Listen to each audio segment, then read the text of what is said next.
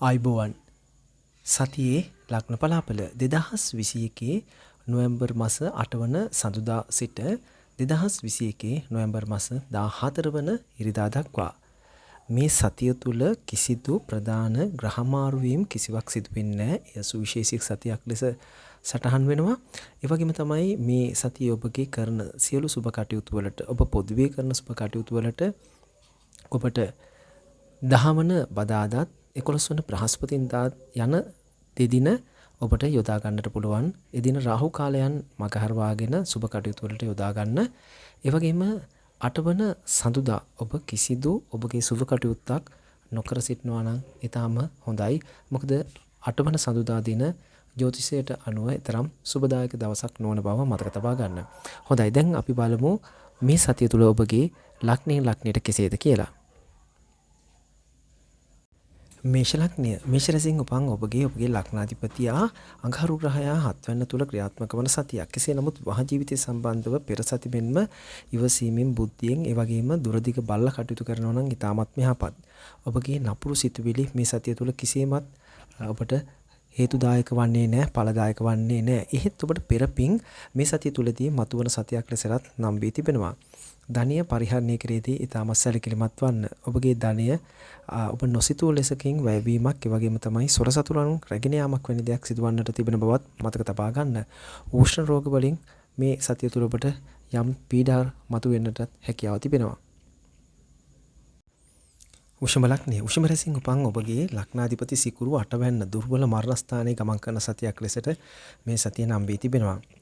අනතුරු පීඩාදායක දේ නොසිතූ සිත් පීඩා මතුවන්නටත් වා ජීවිතයේ නොසිතූ ඔබගේ සහකරුට සහකාරයට විපත් කරදර සිදුවන්නටත් සිදුවන තවත් එක් සතියක් ලෙසට මේ සතිය නම් වී තිබෙන බව දැනගෙන ඔබ ඔබගේ සහකරු සහකාරී සමගින් ඉතාමත්ම ලිංගතු කටයුතු කරන ලෙසට ඉල්වා සිටිනවා. ඒ වගේම තමයි ඔබ කරන කටයුතු වලදී දුරදිග බලලා කටයුතු කරනවා නම් ඊටමත් මෙහාපත්. සතුරු බාධාවක් මගහැරී යන්නටත් අවස්ථාව මේ සතියේදී උදා වෙනවා. එහෙත් ඔබට ඔබගේ ඥාතීන්ගෙන් නම් යම් චෝදනා දෝෂාරෝපණ වගේ දේවල් එල්ල වෙන්නටත් හැකියාව තිබෙන බව මතක තබා ගන්න.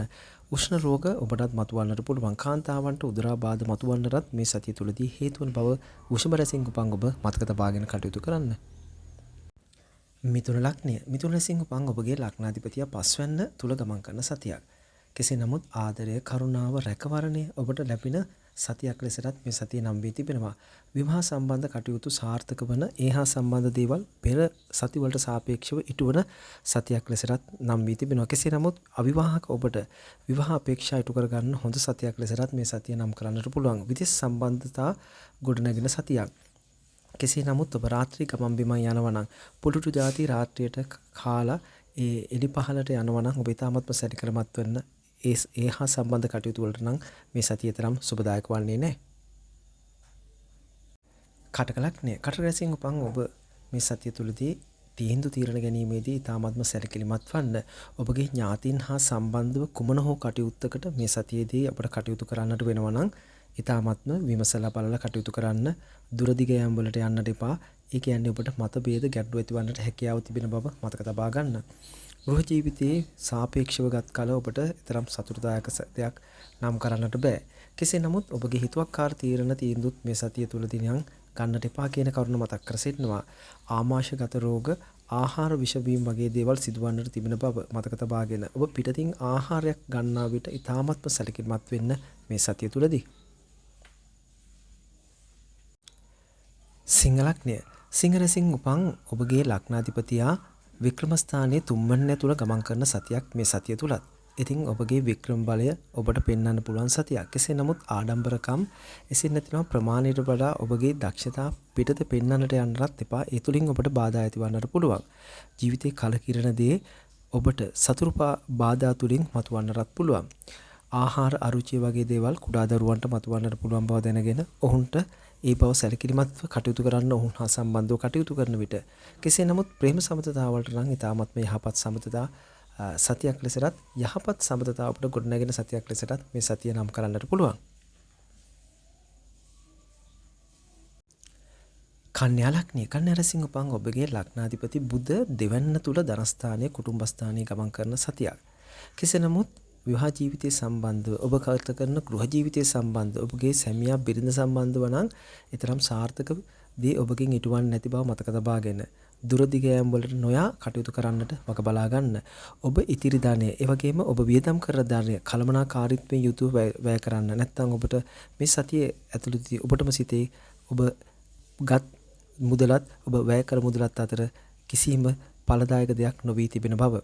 ඒ වගේම තමයි ඔබගේ සෞන්දර්යාත්මක කටයුතු වලදී ඔබට යහපත් ප්‍රතිඵලයක් මේ සතිය තුළදී ලබා ගන්නටත් හැකියාව තිබෙනවා. සියුම් කර්මාන්ත තුළින් ඔබට ජය ගන්නටත් වාසනාව තිබෙනවා. තුලා ලග්නය. තුලා රැසින් උපන් ඔබගේ ලග්නාධිපතියා සිකුරු ග්‍රහයා තුන්වැන්න වික්‍රමස්ථානයේ ගමන් කරන සතියක්. කෙසේ නමුත් ඔබ බලාපොරොත්තු සහගත දේ ඉටුවන බව මතක තබා ගන්න. එහෙත් ඔබට ෂණිකව නැගෙන කේන්තිය ආවේගශීලී තත්ත්ව හේතුවෙන් ඔබට ඔබගේ බාහිර පාර්ශවයන් තුළින් චෝදනා දෝෂාරෝපණ ඔබගේ කීර්තියට යම් හානියක් සිදුවන්නටත් පුළුවන්.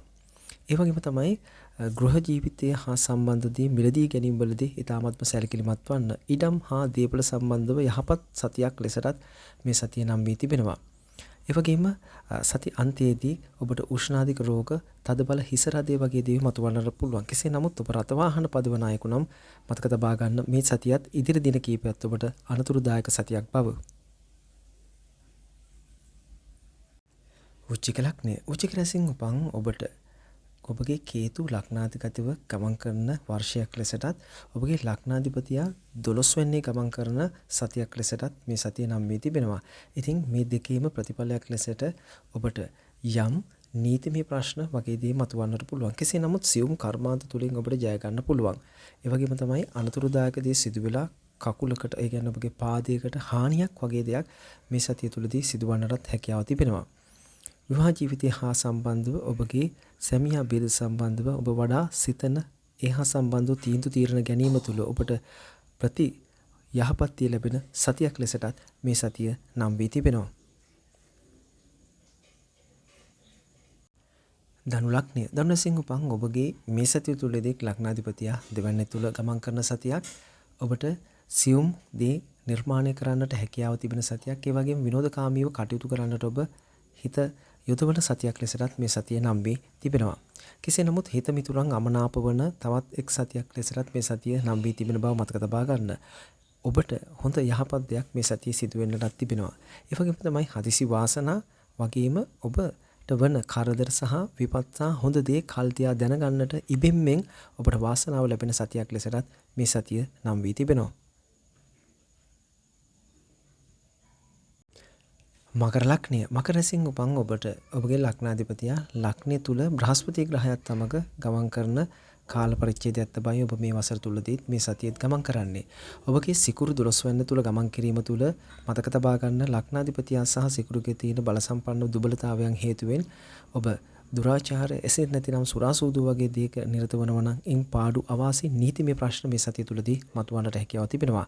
කෙසේ නමුත් රාජ්‍ය හා ඒ හා සම්බන්ධ කටයුතු වලදී ඔබට ඉතාමත්ම යහපත් සතියක්. රැකියාව සම්බන්ධයේදී ඔබගේ ඉහළ නිලධාරීන් හා මත ගැටුම් වලට නොයා කටයුතු කරනවා නම් මේ සතිය තුලදී ඔබට පැන නැගෙන්නා තිබූ යම් ගැටලුවක් ඔබගෙන් මගහැරී යන්නට හේතු වෙනවා. කුම්භ ලග්නය. කුම්භ රැසින් උපන් ඔබගේ ලග්නාධිපතියා 12 වෙනි ගමන් කරනවා. ඒ වගේම තමයි රවි, කුජ, බුධ කියන ග්‍රහයන් 9 වෙනි තුල ගමන් කිරීමේ හේතුඵලයක් ලෙසට මේ සතිය තුලදී ආගම දහම හා සම්බන්ධ කටයුතු වලට ඔබට යම් නියැලීමක් යෙදෙන්නට සිදුවන සතියක් ලෙසට නම් වී තිබෙනවා. කෙසේ නමුත් රැකියාව සම්බන්ධයෙන් ඔබ දරන අලසකම් හේතුවෙන් රැකියාවේ පීඩාවන් මගහරින්නටත් හේතු වී තිබෙන බව මතක තබා ගන්න. ඔබට නව අය ජීවිතයට එකතු වෙනවා. ඒ වගේ තමයි අනවශ්‍ය අය ජීවිතයට එකතු වීම තුළින් මේ සතියේදී වගේම ඔබගේ ජීවිතයටත් ලොකු පීඩාවක් මතුවන්නට තිබෙන බව දැනගෙන හොඳ අය පමණක් ඇසුරටගෙන මේ සතිය ඉතාමත්ම හොඳ සතියක් ලෙසට ගෙවා දමන්න කියලා ඔබට මතක් කර සිටිනවා. මීන ලග්නය. මීන රැසින් උපන් ඔබගේ ලග්නාධිපති බ්‍රහස්පති ග්‍රහයා 11 වෙනි අයස්ථානයේ ගමන් කරන සතියක්. කෙසේ නමුත් රවි, කුජ, බුධ කියන ග්‍රහයන් 8 වෙනි තුල දුර්වලව ගමන් කිරීම තුල ඔබගේ සහෝදරයන්ට, පියාට, ඒ වගේම ඔබගේ දුවදරුවන්ට විපත් කරදර සිදුවන්න පුළුවන් තවත් එක් සතියක් ලෙසටත් මේ සතිය නම් වී තිබෙනවා. හදිසි වාසනා මතුවන්නට පුළුවන්. කලා කටයුතු, සියුම් ඥානයෙන් වැඩ කරන කටයුතු, ඒ වගේම තමයි වෙහෙසක් නොබලා ඔබ කරන කටයුතු වලින් වෙළඳාමෙන් සරුදේ ලබන්න මේ සතිය හේතු වෙනවා. කෙසේ නමුත් රාජ්‍ය අංශය සහ සම්බන්ධ කටයුතු වලට නම් එතරම් සුබදායක වන්නේ නැහැ මේ සතිය. ඒ වගේම තමයි ඔබට උෂ්ණාධික රෝග, විශේෂයෙන් මලබද්ධය, අර්සස් වගේ රෝග මේ සතිය තුලදී මතුවන්නට පුළුවන්. මතක තබා ගන්න, මීන රැසින් උපන් ඔබට පසුගිය සතියත් මේ සතියත් ලබන සතියත් කියන්නේ අනතුරුදායක සතියක් බව හොඳින් ඔබ මතක තබා ගන්න.